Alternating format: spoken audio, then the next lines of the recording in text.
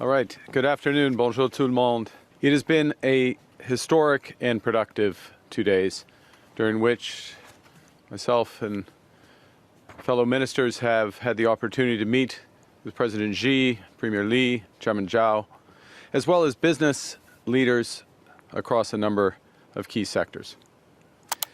And I am very pleased to announce that we have made significant progress in a number of key areas. Stepping back, it's been 8 years since a Canadian Prime Minister visited China. And in that time, the world has changed dramatically. The technological revolution and the energy transition are accelerating at an unprecedented pace. The global trading system is undergoing a fundamental change, and the effectiveness of multilateral institutions on which trading powers such as Canada and China have greatly relied, that effectiveness has been greatly reduced. This is happening fast, it's large, it's a rupture, it's not a transition. What we do now as Canada, how we position ourselves in the world, will shape our future for decades to come. Canada can thrive in a new system, but to do so, we must be ambitious.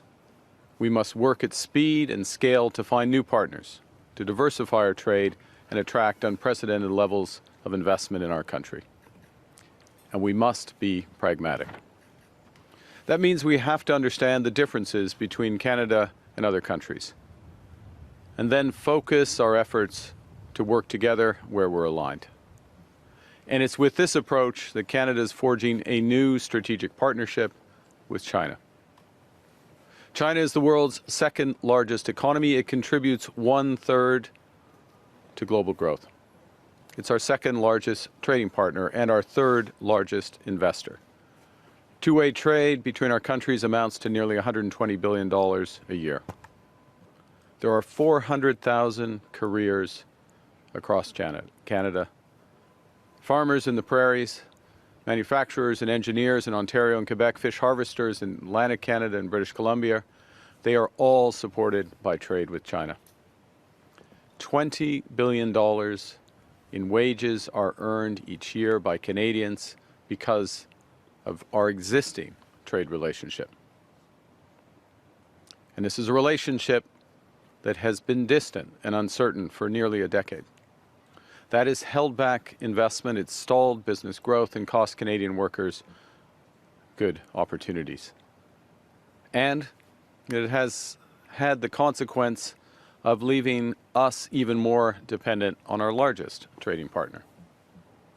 And that's why immediately after the election, Canada's new government began to recalibrate our relationship with China, strategically, pragmatically, and decisively. Ours is a long-standing relationship. Canada was one of the first Western nations to recognize China in 1970. Over many decades, Chinese Canadians have helped build communities in every part of our country, from dynamic small businesses to schools and hospitals, straight through to innovation across advanced technologies. There are 2 million Canadians of Chinese descent, leaders across commerce, technology, and culture. Mandarin is Canada's fourth most spoken language. There is much to protect in this relationship and much on which to build and much to be gained. So leveraging our strengths and focusing on areas of alignment, Canada and China can create greater stability, security, and prosperity for both our nations. And to that end, President Xi and I are announcing that Canada and China are forging a new strategic partnership. It will focus on 5 key areas where both our nations stand to make substantial and sustained gains. The first is in clean energy and climate competitiveness, areas where Canada and China have immense strengths and complementary strengths. Second, we're expanding trade, particularly in agriculture and food, where Canada is a reliable partner. Third, our commitment to multilateralism and strengthening global governance comes at a time when all of this is in flux. Fourth, we're deepening engagement in public safety and security to protect our peoples. And finally, people-to-people ties and culture are being enhanced to enrich our lives. To begin, we're leveraging our strengths in energy, clean tech, and climate competitiveness. Canada is an energy superpower in both conventional and clean energies. We have an over 80% clean electricity grid with vast potential to power the clean economy of the future. China's strengths in electric vehicle sector are undeniable. China produces some of the most affordable and efficient energy efficient vehicles in the world. And in order for Canada to build our own competitive EV sector, we need to learn from innovative partners, access their supply chains, and increase local demand. And to help deliver the full potential of these partnerships and bring down costs for Canadians, Canada has agreed to allow up to 49,000 Chinese electric vehicles into the Canadian market, with the most favored nation tariff rate of 6.1%. This is a return to the levels that existed prior to recent trade frictions. But it's a return under an agreement that promises much more for Canadians. It's expected that within 3 years, this agreement will drive considerable Chinese investment in Canada's auto sector, creating good careers in Canada and accelerating our progress towards a net zero future and the auto industry of the future. With this agreement, it's also anticipated that within 5 years, more than 50% of these vehicles will be affordable EVs with an import price of less than $35,000. Over the next 15 years, Canada intends to double our energy grid through major investments in hydro, nuclear, solar, and wind power. That creates tremendous opportunities for Chinese partnerships in these investments, including in energy storage and offshore wind. On the other hand, Canada is developing our oil and natural gas reserves, one of the world's largest, to be the lowest risk, lowest cost, and lowest carbon. Last June, we exported our first LNG shipment to Asia, and we're scaling up quickly, making major investments in streamlining approvals. By 2030, Canada will produce 50 million tons of LNG each year, all of which will be destined for Asian markets. The second pillar of our strategic partnership aims to increase trade directly between Canada and China. Our agricultural cooperation built the foundation of our bilateral relationship. For more than 6 decades, Canada has been a reliable partner for China in food exports. Canadians export more than $7 billion in agricultural products to China each year. China used to be the largest market for Canadian canola seed. We want to not just return to those levels, but to surpass them. And so I'm pleased today to announce that Canada and China have reached a preliminary but landmark trade agreement to remove trade barriers and reduce tariffs. By March the 1st, Canada expects that China will lower tariffs on Canadian canola seed to a combined rate of approximately 15%. China is a $4 billion canola seed market for Canadian producers, and this change represents a significant drop from the current combined tariff levels of 84%. Furthermore, Canada expects that Canadian canola meal, as well as Canadian lobsters, crabs, and peas, will not be subject to relevant anti-discrimination tariffs from March 1st of this year until at least the end of this year. Together, these results will unlock nearly $3 billion of export orders for Canadian farmers, fish harvesters, and processors as they realize the full potential of this market of 1.4 billion people. With this agreement, we also expect to see a resolution of many long-term obstacles for a range of important agricultural sectors from beef to pet food. We welcome Chinese business plans to significantly scale up their investment in Canada in major clean energy projects, as well as in agriculture and consumer projects. And by building this new strategic partnership, we're creating the stability and certainty needed to catalyze new investment and opportunities for Canadian workers. Both Canada and China are strong advocates of multilateralism. China will be the host of APEC this year, and Canada stands ready to support their agenda, focused on strengthening and reinvigorating the multilateral system. Canada appreciates China's support for our bid to host the APEC Leaders Summit in 2029. The fourth pillar of our new strategic partnership is public safety and security. And this is an area where pragmatic and constructive engagement with China is crucial. Through this pillar, our law enforcement agencies will increase cooperation to better combat narcotics trafficking, transnational crime, cybercrime, synthetic drugs, and money laundering. And we will create safer communities for people in both our countries. And finally, people have always been at the core of this relationship. As I said, Canada is home to a Chinese diaspora of 2 million. Over 300,000 Chinese visitors came to Canada in 2024. China is Canada's 7th largest source of tourism. So the 5th pillar of this partnership will build on opportunities for cultural exchanges and partnerships that further deepen our people-to-people ties. That means museums, digital content creators, visual artists, and other creative professionals in our respective countries will have new opportunities to collaborate. It also means more tourism, including following China's decision in November to grant approved destination status for group travelers to Canada. And we're building on this progress, looking to increase travel, exchange, and deepen our cultural ties. I'm very pleased to share that President Xi, in our meeting today, has committed to ensuring visa-free access for Canadians traveling to China. We're different countries. We have different systems, different histories, different perspectives. Yet, we have much in common. And when we focus on our strengths and we focus our ambition towards those areas where we have the most in common, Canada and China have done great things.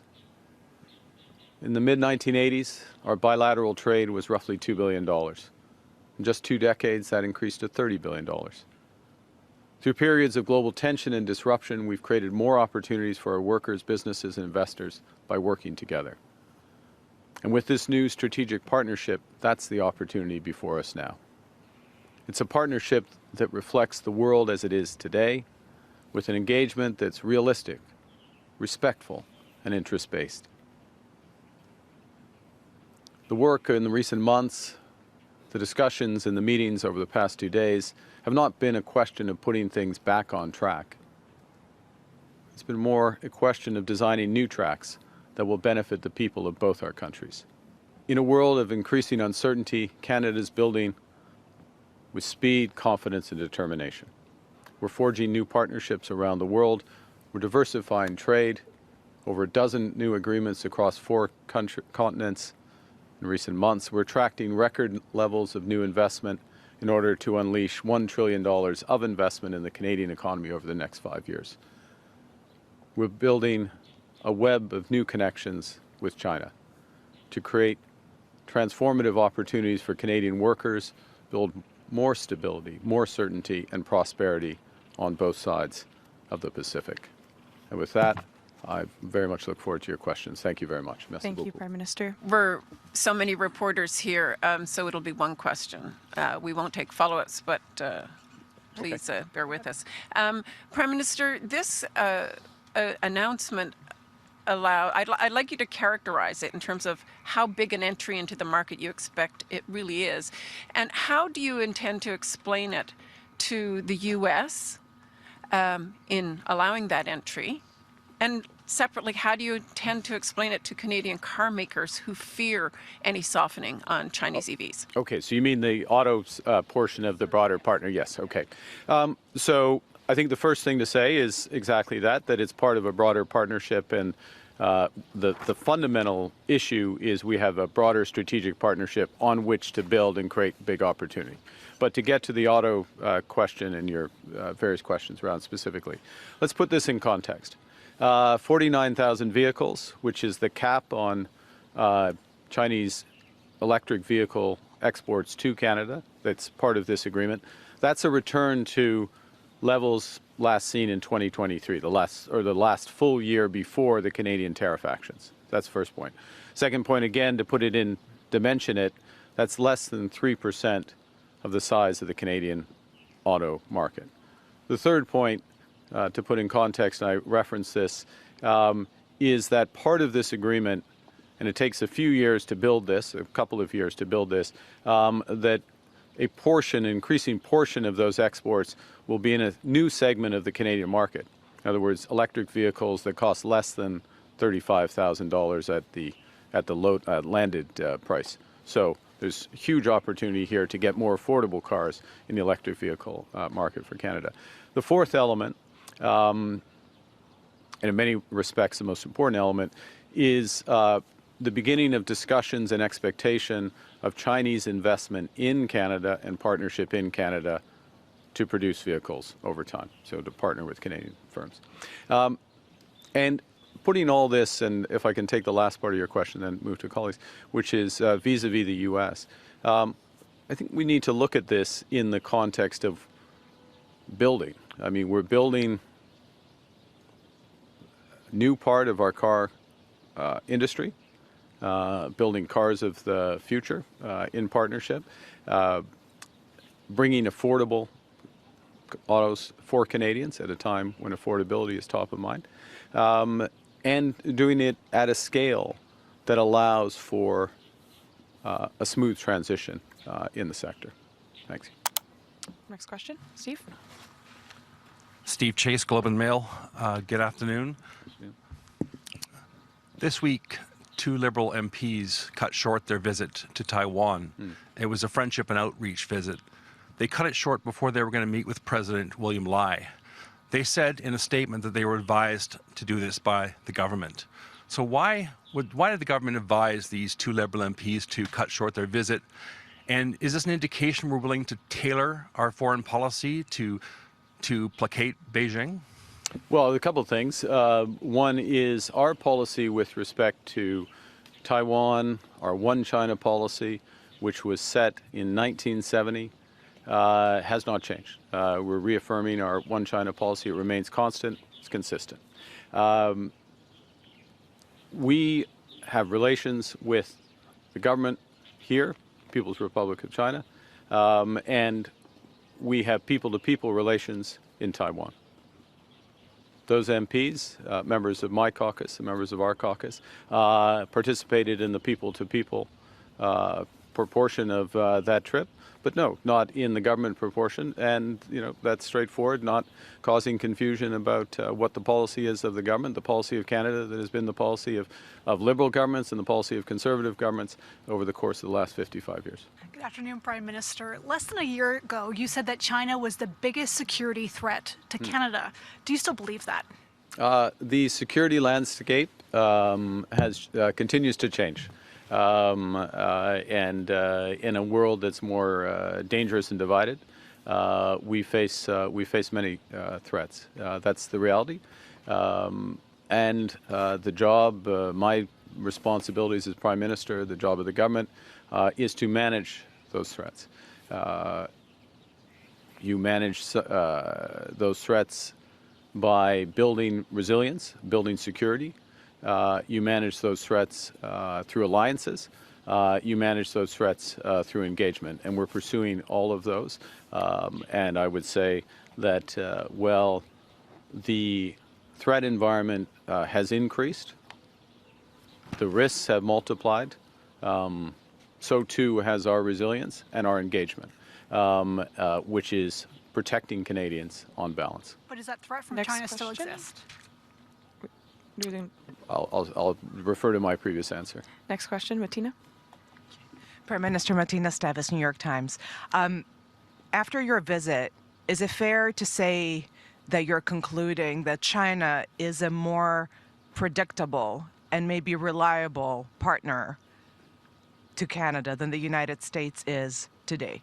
Well, let me answer it. I'm going to answer it directly with respect to the relations with China and our engagement with China. And I will say that from the first conversation I had with Premier Li, telephone conversation, then the meeting in New York, the long meeting with President Xi in Korea, and then the meetings over the course of the last few days. There are a number of specific issues, and I've outlined them that where we've made progress in our strategic partnership. But we spent a fair bit of time in all of those meetings about the guardrails, if you will, of the relationship. where we felt we could cooperate, where we had differences of opinion, where we had differences of view in the system, respecting each other's differences in the system. And that sort of candid and consistent dialogue, frank dialogue, that leads to a more predictable and effective relationship. Our relationship, the one comparison I will give you with the United States, our relationship, this is no insight, is much more multifaceted, much deeper, much broader than it is with China. But yes, in terms of the way that our relationship has progressed in recent months with China, it is more predictable, and you see results coming from that. Hello, Prime Minister Carney. CSIS has called China an enduring threat to Canadian tech and democracy, and some in the auto sector have said that Chinese EVs could pose a national security risk if allowed into Canada. And your plan is to increase the number of those EVs that are coming into Canada every year. Did you get any assurances from President Xi that China would stay out of elections, for example, and sensitive sectors before allowing more Chinese investment in many sectors, including the auto sector? So several aspects, thank you for the question, several aspects of what you said. The first is, and I'm going to refer to something I said a few minutes ago, which is we're returning to the levels of Chinese automobiles as a cap that we had 2 years ago, okay? Secondly, just to reinforce, that's less than 3% of the Canadian auto sector. So again, let's keep that keep it in perspective. But that's going up by 6.5% every year after. Yeah, again, but you bring that, you compound that growth, and you're getting to about 70,000 vehicles at year 5, although the agreement has it reviewed after year 3. So again, it's still in low single-digit proportion of the size of the Canadian auto sector. Canadians buy about 1.8 million autos a year, just to put it in context. The second thing, but you asked, you had autos mentioned, but then you asked, if I may, a deeper question around our relations, and as you said, foreign interference, transnational aspects. First thing I'd say is that part of the agreement includes a security aspect, greater cooperation between law enforcement on a series of cross-border crime issues. That's the kind of progress we need in order to address a range of issues, including illicit narcotics, but as well as interference. And then the second is that we have an understanding. These are some of the issues that we discuss in terms of our expectations in Canada, our red lines in terms of preventing foreign interference, not tolerating foreign interference, and addressing it when we see it. And as Prime Minister, I've always taken this extremely seriously, just from the point when I got my security clearance well before I was elected leader of the Liberal Party. Thank you. Next question, Christopher. Good afternoon, Prime Minister. Christopher Nard from the National Post. Canola tariffs are not completely disappearing, and more importantly, they're not disappearing on all products either. What do you say to the industry, who is hoping, obviously, for progress on this, but will still be dealing with tariffs going forward in their second biggest export market? This is enormous progress. The first thing is this is enormous progress. We're dropping the expectation starting from March 1st, so in advance of planting, we're seeing canola tariffs. We fully expect canola tariffs to drop from 85% to a combined 15%. Approximately 15%. I'll use the exact language in the agreement, but we have a high degree of confidence that that's going to happen, and that's going to create an opportunity combined between meal and seed, a $7 billion market opportunity. That's the first point. The second is that the spirit of this agreement. So there's agreements and technical aspects of the agreement and expecting those to be followed. That's important. But it's also the spirit of what is a new partnership, a new era, turning the corner, historic agreement, building more broadly. That creates a series of expectations about where we're going from here, whether it's in canola, other grains, pulses, lobster, beef, pork, pet food, all these covered. So there's movement, and there's a real, it's a return, and actually more than a return, to Canada as an important agriculture partner with China. Next question, Brian. Prime Minister Brian Platt with Bloomberg News. Yesterday, when you met with Premier Lee, one of the things you said in the public remarks was this partnership with Canada and China, this new partnership, sets us up well for the new world order. What did you mean by that? What is the new world order? Well, it's a great question, Brian, because I think the world is still determining what that order is going to be. And let's be clear what we're talking about first and foremost, which is what is going to govern global trade? What is the role of the WTO going to be? How important are bilateral deals such as the one we're developing, plurilateral deals, if I can use that term, Trans-Pacific Partnership, the potential linkages between Trans-Pacific Partnership and the EU? Where is financial regulation, payment system regulation going to fit into that? All of these aspects, I'm going to use a fancy word, like the architecture, the multilateral system that has been developing these is being eroded, to use a polite term, undercut, use another term. So the question is, what gets built in that place? How much of a patchwork is it? How much is it just on a bilateral basis? Or where do like-minded countries in certain areas? So like-minded countries, just to be clear, doesn't mean you agree on everything. Aspects, for example, on digital trade or agricultural trade, climate finance as another area, to move into areas of geostrategy, geosecurity. You will have different coalitions that are formed. So what this partnership does is in areas, for example, of clean energy, conventional energy, agriculture, as we were just talking about, and financial services, which we've talked less about, but the evolution of the global financial system, the role of the renminbi over time, the evolution of cross-border payments. I know it all sounds very dry, except for your organization, which I think takes an interest in it. These are important elements of how the system is going to work. And look, the expectation is that rather than these being developed necessarily through the IMF, WTO, and other multilateral organizations, it is going to be coalitions that develop them, not for the world, but for subsectors of the world. Okay. Next question, Tom. Hi, Prime Minister. Tom Perry with CBC.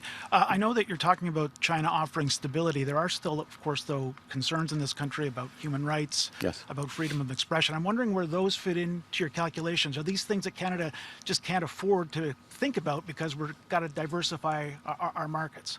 No, we fundamentally stand up for human rights. We stand up for democracy, territorial integrity, rights to self-determination. We take the world as it is, not as we wish it to be. That means the following. We do engage with countries. We calibrate that engagement depending on our values and our interests, so that engagement is more narrow when there are those issues. We also have, if you will, a sort of value-based realism to the approach. In other words, we will engage on those issues. We'll engage with coalitions on those issues because that has more influence. And we will form coalitions with those countries with which we share those broader values. I will give you a current example of the last point, which is we are a member, as you know, of the Coalition of the Willing to back Ukraine. And that is an example. Those countries in that coalition, over 30 countries, share values on a broad range, including all of those that I just mentioned. With other countries, our engagement is more narrow, it's more specific, and we keep within those guardrails. And for those relationships, we're very clear about where we will cooperate, where we differ. We'll have those engagements, but in a way that looks to make progress. Could I just ask you a follow-up, sir? Like in your meetings over the last couple of days, did any of these issues come up? Yes. Yes. Could you So be a little more that was your follow-up. I guess so. How did you discuss that in your? We're going to move on to the next question. How did you here. discuss that in your questions? Next question, Maria. Thanks. Maria Chang from Reuters. Just for a follow-up, can you tell us specifically how you raised these concerns about human rights? Did you address the issue of things like Jimmy Lai, concerns about Taiwan, violations of human rights in China in your discussions with President Xi? Well, a couple of things. One is with respect to Mr. Lai, Canada led a G7 statement in the course of recent weeks calling for his humanitarian release, a foreign minister's statement. These issues were raised in our broader discussions over the past few days. With respect to One China and Taiwan and expectations, our long-standing policy, I think I answered this earlier, but just to be clear that we had a clear exchange in terms of what our policy is and a reaffirmation of, as I say, our long-standing policy. We have different systems. Let's take a step back. We have different systems, Canada and China. That has several consequences, one of which is the breadth of our engagement with China.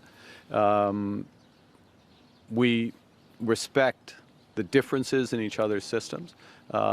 It does mean that our cooperation is more focused and more limited, but to have the effective relationship, we have the direct conversations. We don't grab a megaphone and have the conversations that way. And we'll have time for one last question, Kyle. Or David. Thanks, Sorry, Gail. David. David Aiken, Global News. Oh, Good that afternoon, was Prime Minister. nifty. I got shoved to the front here. I'd like to know what Canada is doing to protect the integrity of Greenland. And related, China fashions itself a near-Arctic power and with some claims to Arctic resources. So I wonder if you could answer that question, what we're doing to help protect Greenland's integrity, and how do you feel about China's claims, such as they are, to Arctic resources? Well, several aspects of that. The first, with respect to Greenland, the future of Greenland is a decision for Greenland and for the Kingdom of Denmark. We are NATO partners with Denmark, and so our full partnership stands. Our obligations on Article 5, Article 2 of NATO stand, and we stand full square behind those. Thirdly, with respect to our relations with Greenland, as you know, we've opened our consulate. As you may know, the Governor General is visiting with the Minister of Foreign Affairs. There she is. No rest for you. Going to Nuuk in the first week of February. We'll be there. We're in discussions with our NATO partners and with Denmark about Arctic security through various fora, through bilaterally with Greenland and very much with Denmark, through the Nordic countries, Nordic Baltic 8, and as you know, just remind others that we've taken decisive steps in terms of Arctic security over the course of this year. One of the first things that I did as Prime Minister was to move our Arctic presence from 4 months a year to 365 days a year on land, sea, and in air, and we will continue to reinforce that.